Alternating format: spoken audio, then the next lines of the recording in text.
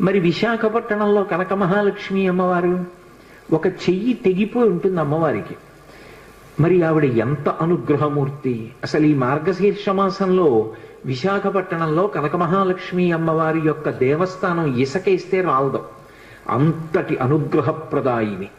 ఆ తల్లి పాదముల దగ్గరికి వెళ్ళి నమస్కరించాలి తప్ప ఆవిడ అనుగ్రహించలేనటువంటి విషయం లేదు. ఈ మధ్య కాకినాడలో నాకు అత్యంత ప్రాణ సమానమైనటువంటి మిత్రుడు, అతన్ని గుండె ఆపరేషన్ చేయడానికి థియేటర్లోకి తీసుకెళ్లారు అని చెప్పి డాక్టర్ గారు నాకు నా ఫోన్కి మెసేజ్ పెడితే, ఆయన్ని రక్షించుకోవడం నా చేతిలో ఉంటుందా? ఆ పరదేవత రక్షించాలి. పసుపు నీళ్లతో కనక మహాలక్ష్మి అమ్మవారికి అభిషేకం చేశా సమయంలో. తిరిగి వచ్చాను, శుభవార్త విన్నాను. ఆ తల్లి గొప్ప అనుగ్రహప్రదాయిని. ఆ